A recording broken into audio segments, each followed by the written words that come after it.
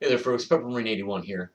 Sorry about the lighting and the sound quality of this. I just want to kind of do an impromptu video about something that I've been considering for a while now, and because of something that's happened more recently, is something that I'm actually probably going to follow through on. And for those of you who do follow my channel or you've seen some of my videos in the past, you know that obviously, I'm a big Glock fan. I never used to be. Before I purchased my first one, I was quite honestly pretty adamant about not purchasing any Glock ever. And the reason why was kind of stupid was because I had owned many different handguns in the past before I purchased my first Glock, and never really had any kind of problems with any of the different manufacturers that I've tried. Um, a lot of that I kind of chalk up to the fact that all the handguns that I had purchased um, were high quality. It wasn't like high point or anything like that. Um, and in my opinion, a lot of, and I'm going to kind of touch on this a little bit later in the video. It's not going to be too long a video. I'm going to get kind of down to the point here soon. Um, but anyway, I've always had the opinion that because of the level of manufacturing quality standards nowadays, especially with most of the more well-known manufacturers like Smith and Wesson and stuff like that.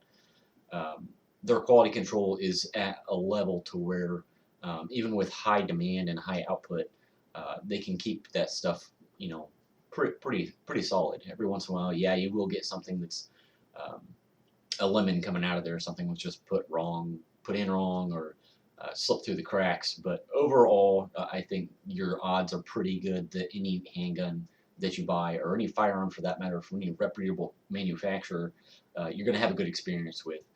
There's a lot of factors as far as like ammunition, magazines, and um, different variables that can cause malfunctions. Everybody knows that, but just from the quality of the item, the firearm alone, is what I'm talking about. But I'm getting kind of sidetracked here. Basically, what this video is about, and you kind of probably gleaned that from the title, is recently I've been having some issues with a Glock 27 with the slide release. And basically, what's happening is, and I had this happen once with my Glock 22 for a little while. And what's going on is that the slide will prematurely lock back as if the magazine is empty. It's last round, um, and then other times it won't lock back after the last round. So the first time that this happened, I took it apart and I was trying to figure out what was going on with it. um, and basically, what it was, I just had to replace that piece, and then it was fine again. I went back to the original manufacturer's, the OEM part, and it corrected the problem. With the 27, I didn't have another one to swap out, and I didn't need to because it's never been changed. It's the factory uh, piece. And the reason why I didn't want to change it out is because I felt like something else had to probably have been going on. I mean, the odds that uh, I was having the same two issues, or the same issue with the two different handguns. I felt like something had to have been going on there. So before I did anything, as far as like purchasing a replacement part, um, apologize, I'm getting over a cold here. My sinuses are still kind of jacked up. But before I did that, um, I did a little bit of research online to kind of see if this is something that was, a fluke, or if, there was quite a few people who have been having the same sort of issue. And there wasn't an overwhelming number of people that, said that, yeah, half or 60% of the people that purchased um, these Gen 4 27s were having the same problem. But it was enough out there where it didn't really take me too long to, find people who had the same issue as I did. And the one thing that I did also notice was that the majority of people that um, posted that they had the same sort of issue, when they brought it to Glock's attention, their customer service, which I've heard this before, I've never had a problem with them because I've never had to contact them before, but that Glock's customer service is kind of lacking for most people. That I've heard numerous people say, yeah, we love their firearms, but their customer service is awful. Well, I ended up having to experience that firsthand. I called them about it, talked to a gentleman. I don't recall his name, but basically he kind of just gave me the impression that, one, he didn't care or didn't believe me and felt that it was something that I was doing to cause this issue, that it wasn't the firearm itself, which I'm sure that they probably get a lot of times. Like I said, there's a lot of different variables that can go into causing a firearm to malfunction, other than, a faulty part or something. Well, I've been around the block enough that I tried pretty much just about everything to get the issue resolved every time that I shot it. I used different magazines, I used different ammunition, I made sure the weapon was clean. It was in an indoor environment, so it wasn't like, it was freezing cold or even real hot, or, dirt and stuff was getting inside there. Nothing. um, it was, I couldn't figure out what was causing it. But anyway, the reason why, and here's the statement that's probably going to cause a lot of, huffing and puffing and everything. I'm probably going to make a switch away from Glock, at least for a while.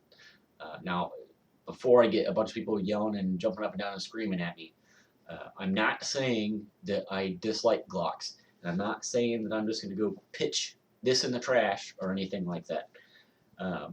What I am saying is, based on the lack of customer service that I experienced, and I've been in customer service, off and on my whole working career, so I know how you're supposed to treat customers, even if you don't really feel that what they're telling you is accurate, or that it wasn't user error.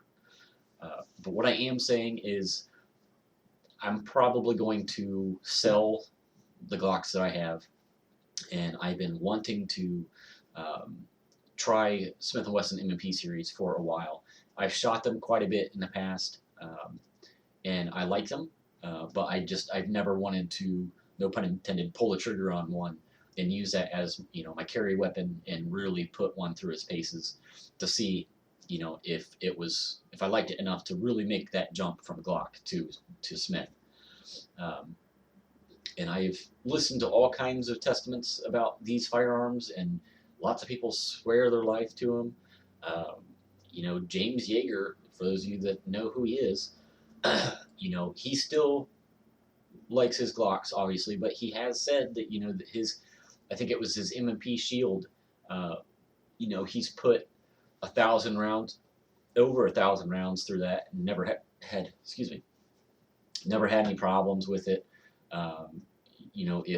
And he said if Smith & Wesson would make an M&P that was the size of a 19, I believe, that he would switch to it.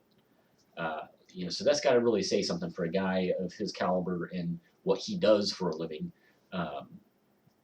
would make his carry pistol that. So that's probably what I'm going to do. Maybe down the road I might switch back. I don't know.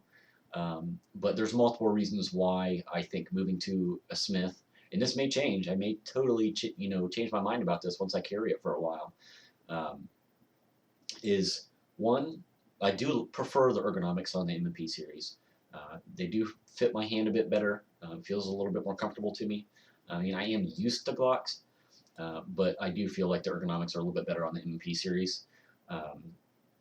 It doesn't really have much to do with the whole interchangeable backstrap thing. Yeah, that's kind of a nice feature, but the medium seems just fine, and that's what I believe they come with already attached out of the box.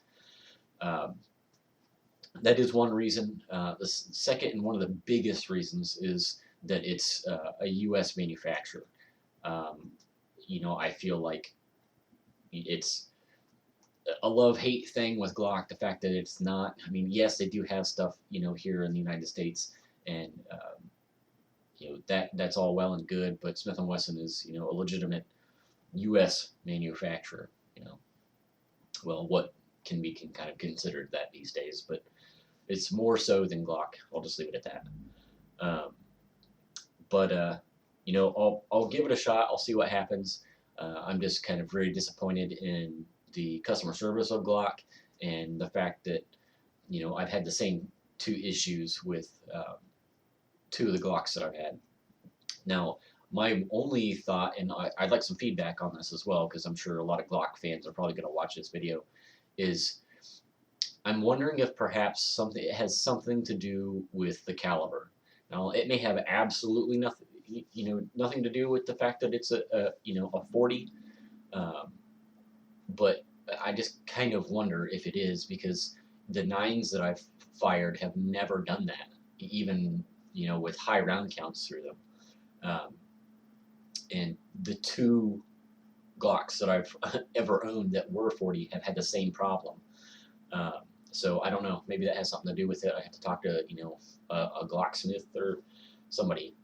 The person that was customer service from Glock didn't really have much in the way of helpful information on that. So there you go. I'm not saying that I hate Glocks again, but I'm gonna make a change from them for a little while and see if I like them a little bit better.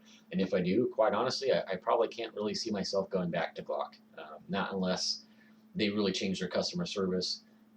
They're still a very reliable handgun. I'm not gonna deny that, but I don't know. I think it's just time for a change for a little while. Let me know what you guys think. If you have any kind of input, or maybe you've had the same sort of problem with your pistols, or if you have in different calibers, like say if they were 9s or 45s or whatever. Let me know. I'd be interested in finding out. But thanks for listening to me babble about this for a little while, and have a good day. Prepper Marine 81 out.